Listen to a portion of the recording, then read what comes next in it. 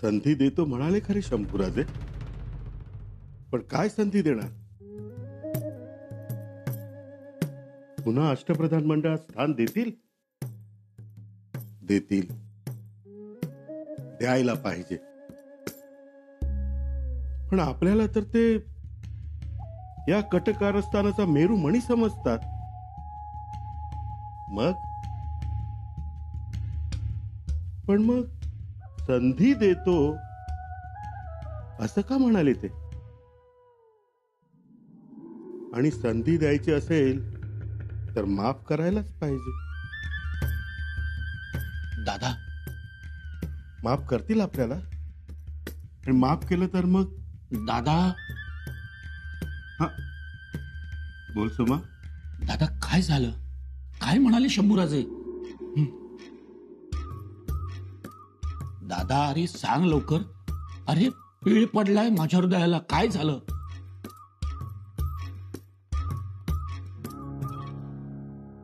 एक संधी देतो म्हणाले.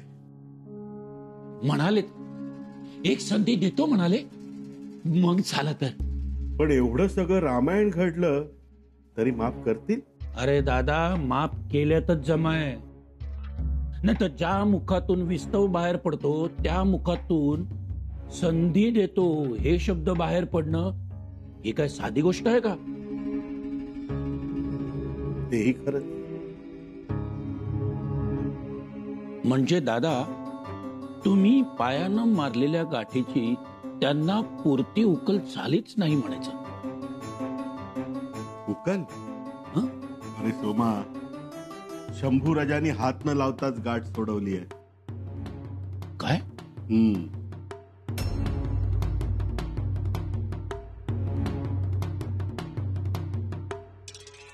मानलं बघ शंभूराजासनी. तर रे एवढं होऊन बी त्यांनी मन मोठं केलं. चला. अरे अरे अरे थांबा थांबा थांबा थांबा. काय झालं? निघालात? पार उठवण्याचा आदेश आलाय युवराजांचा. पहारे उठले आदेश? म्हणजे दादाच्या वाड्यावरचे पहारे उठले? समध्याच्याच वाड्यावरचं पार उठवलंय. चल रे मल्हारी.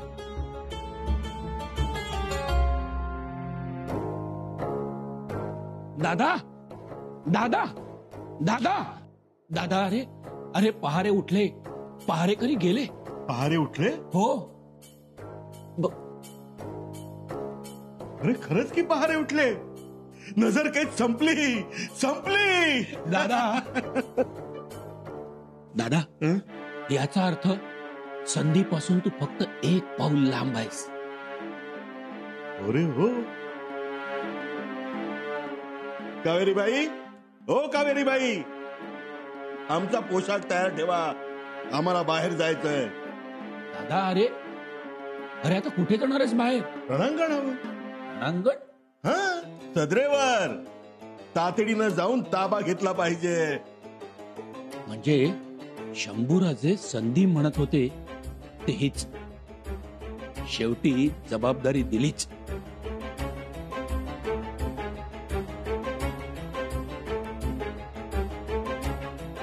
न देऊन सांगतील कुणाला?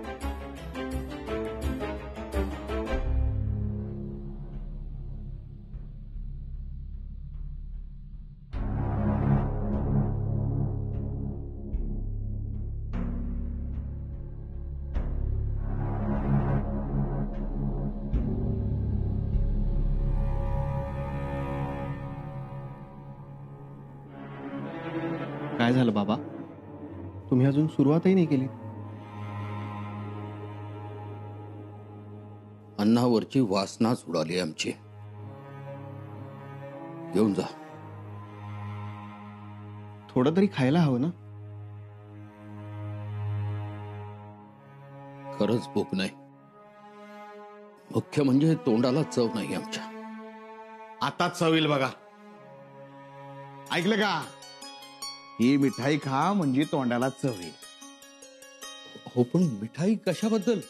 आधी तोंड गोड करा मग सांगतो. हे घ्या. खा खा. हा, आली का नाही तोंडाला चव?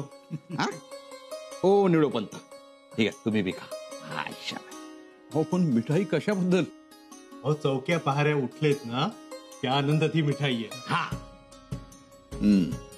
आणि ऐकलं का, आता उठा, घाला डोक्यावर पगडी, उठा आणि करा कामाची जुपी. आता थांबायचं नाही, मागं वळून बघायचं नाही. हिरोजीराव, आता मला नका यात ओढू. आता हे काय, कशासाठी पांढरं निशाण दाखवतायत आणि कोणाला पांढरं निशाण दाखवताय? पांढरं निशाण माझ्या वयाला, माझं मन तयार आहे, पण वयाचं काय? उगाच काय बी बोलू नका. हिरोजीराव, अहो घोडं दमलं आमचं. अहो गप बसा, कशाला घोडं दमायला? आपण धनकेबाज खुराक सुरू करू. आणि हे बघा, चौक्या पहार बी आता उठलं म्हणजे तो रस्ता बी आता मोकळा झालाय. रस्ता मोकळा झालाय, पण त्यावर माझी नाही, माझ्या लेकराची, निळोपंताची दौड सुरू होईल. म्हणजे व्हावी. हा मोरोपंत असं काय बोलताय? बाळाजी पंत, हिरोजीराव,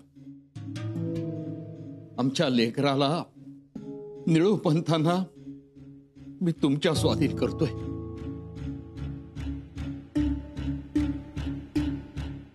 लेकरावर लक्ष असू दे. हो, लक्ष ठेवूच. पण पंत, हिरोजी काका, बाबा तर आहेतच आणि आपणही आहात. आणि आम्हाला युवराजांची खूप ओढ वाटते. त्यांचं धाडस, त्यांचा पराक्रम आणि त्यांचा दूरदृष्टिकोनही खूप आवडतो आम्हाला.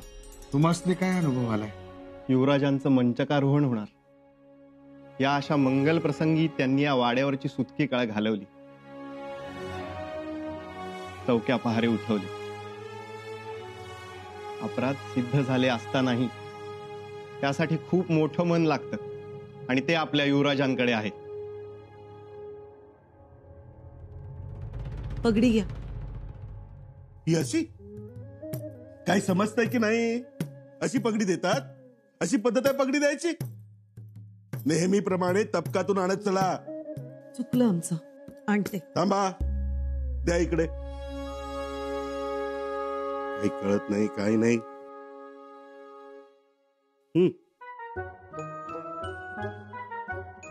आहाहाहा. किती दिवसांनी ही सुरनिसाची वस्त्रे परिधान करतोय आणि सदरेवर चाललोय. हो ना. हो, हंसाला जसा मोत्याचा चारा, चकोराला जसं चंद्राचं चांदणं, तसं या अनाजी पंथाला सुरनीस. हो, कधी एकदा सुरनिसाच्या आसनावर जाऊन बसतोय असं झालंय मला. म्हणजे सुरनिसी नाही तर हा अनाजी पंत नाही. येतो. या. हो, ओवाळणार नाही का? हातावर दही साखर ठेवणार नाही का? हो, आलेच मी. हो, काय आलेच मी? काय आणते मी?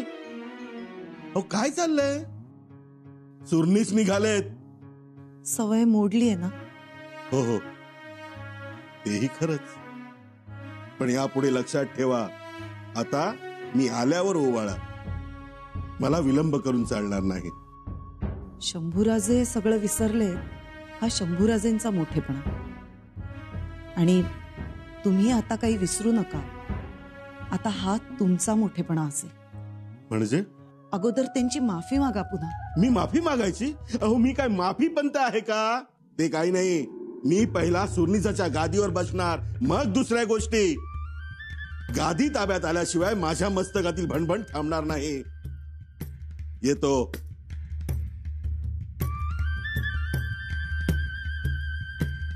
पालखी तयार आहे का? जी. सुनबाई, गडावर एक चांगली घटना घडलीय. काय झालं? कारभाऱ्यांच्या वाड्यावरचे चौकी पहारे उठवले शंभूराजेंनी. माफी करा राणीसाहेब. पर मला विचाराल तर चौक्या पहारे उठवायला नाही पाहिजे होते. अगं धाराऊ, झाली तेवढी शिक्षा पुरे झाली त्यांना. त्यांना त्यांचा गुन्हा कळला, ह्यातच सगळं आलं ना. मी चांगलं ओळखून येतेच नाही. असं कच्च सोडलं ना तर परत येरे माझ्या मागल्या सुरू होईल. पण धारात्या, युवराजांच्या मनात नक्कीच काहीतरी खास असणार. त्याशिवाय ते असा निर्णय घेणार नाहीत. आम्हालाही तेच वाटतं. शिवाय स्वराज्याचा एवढा मोठा गाडा ओढायचा आहे. एकट्यानं एवढा मोठा गाडा ओढणं अवघड. माणसं तर लागणारच ना. का हंबीर मामा आहेत, कविराज आहेत. हंबीर मामा तलवार गाजवणारे, पण मुलकी कारभाराचं काय? आणि कविराज कलश, त्यांना अजून स्वराज्यातल्या खाचाखोचा कळत नाही. धारात्या, मैत्री वेगळी आणि कारभारातील माहिती असणं वेगळं. मग काय म्हणणं आहे तुमचं? आमचं एवढंच म्हणणं आहे की युवराजांनी कारभाऱ्यांच्या वाड्यावरील चौकी पहारे उठवले हे एका अर्थानं परत झालं. आम्हाला वाटतं जुन्या जाणत्या माणसांना कारभारात पुन्हा सामील करून घ्यावं. आम्हालाही तेच वाटतंय. पण कारभारी मंडळी युवराजांबरोबर चुकीचंच वागले, पण एकदा त्याकडे दुर्लक्ष करून स्वराज्य हितासाठी त्यांना बरोबर घ्यावं. बरं होईल. गाड्याला बसलेली खिळी निघेल आणि गाडा पुन्हा भरधाव पळेल.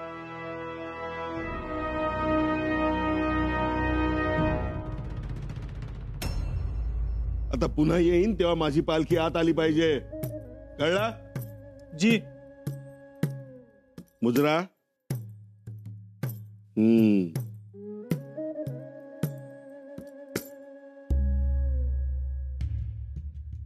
अरे काय बघतोयस? का पहिल्यांदा पाहतोयस मला? जी म्हणजे? बरं झालं भेटलास. आता कुठे जाऊ नकोस, माझ्या दिमतीला थांब. कामाचा निपटारा करायचा आपल्याला.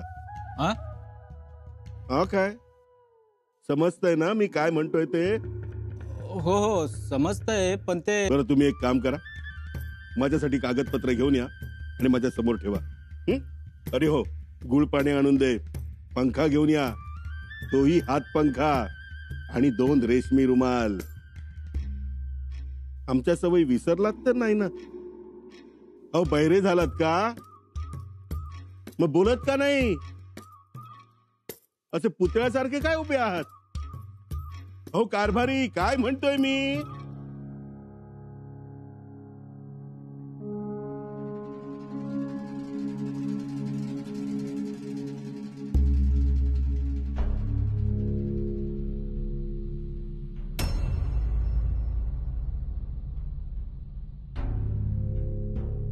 हा इथे? ए कलुषा, अरे बाबा तुझं इथे सदरेवर काय काम? चल उठ उठ उठ उठ. अरे बाबा ही जागा तुझी नाही, ही आम्हा थोरा मोठ्यांची जागा आहे. इथनं स्वराज्याचा सगळा कारभार चालतो. मी स्वराज्याचंच काम करतोय पंतजी. त्यासाठी आम्ही आहोत. तू उठ, निघित ना, कळतंय ना? आणि काय रे, कधीपासून ही गादी उभवतोयस तू? पंतजी नीट बोला. तू नीट वागला असतास तर आम्हीही नीट बोललो असतो. बोल, कधीपासून सदरेवर येऊ लागलायस? बहुत दिन हो गए.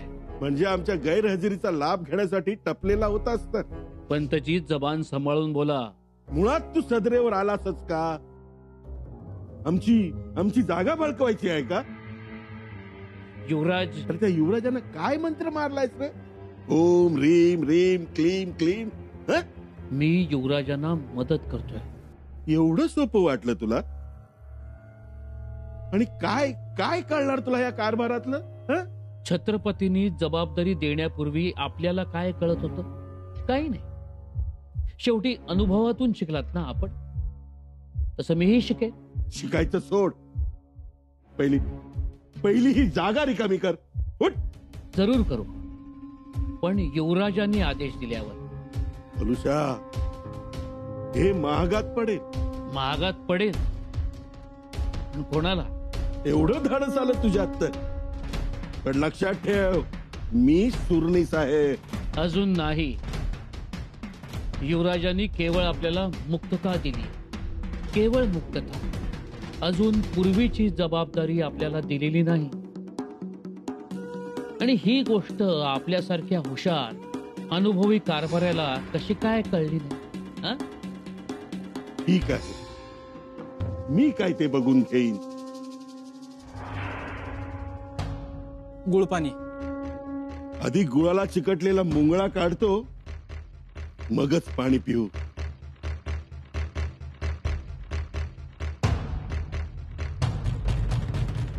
एक लक्षात ठेवायचं, गालीच्या इथून दारापर्यंत अंतरायचा. आणलायत ना? होय. हा. आणि दुसरी गोष्ट, आता तुम्ही स्वतः दादाकडे लक्ष द्यायचं. दादा स्वतःकडे अजिबात लक्ष देत नाही. त्यामुळे तुमची जबाबदारी आहे, हलगर्जीपणा करायचा नाही. कळलं? जी मालक.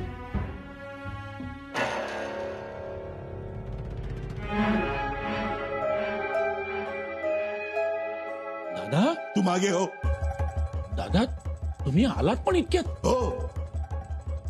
पहिला दिवस म्हणून गादी पावन करून आलात वाटतं. अरे मला गादीवर बसूही दिलं नाही. लोक किती आनंदी झाले असतील. कसे बसू देतील तुम्हाला?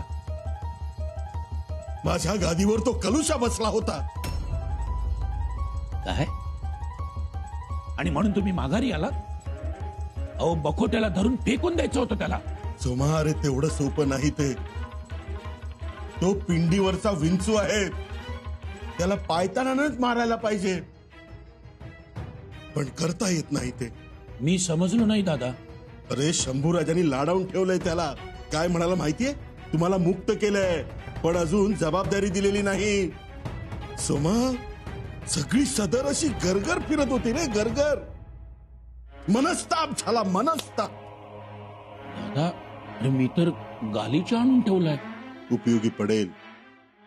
आपण परिस्थितीच अशी निर्माण करू कलुषावर की गालीच्या आपल्याला अंथरतील आणि त्याला गालिया देतील.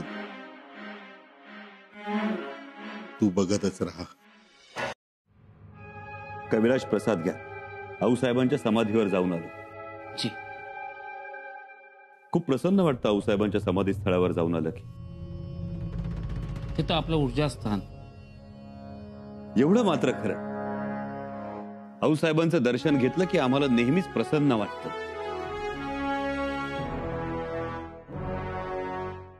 पण कविराज, तुम्ही मात्र प्रसन्न दिसत नाही.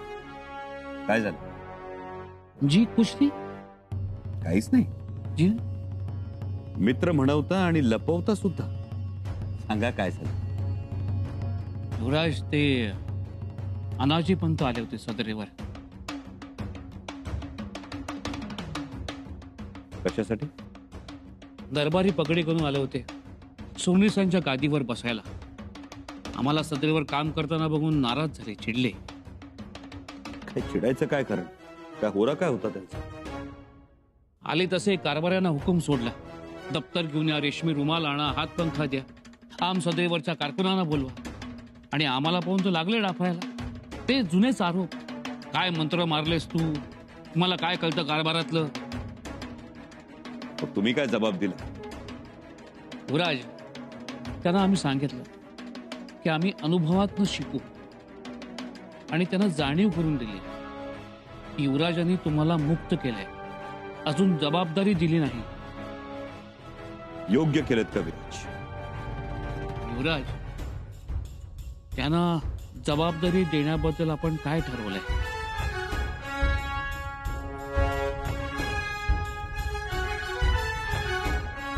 ठरवलंय. या.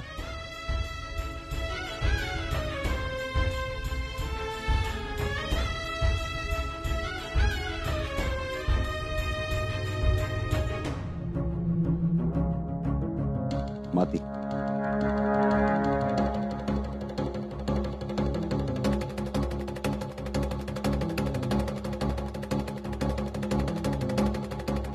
युवराज, शाई ओली आहे. हा कागद खराब होईल, डाग पडेल त्याला.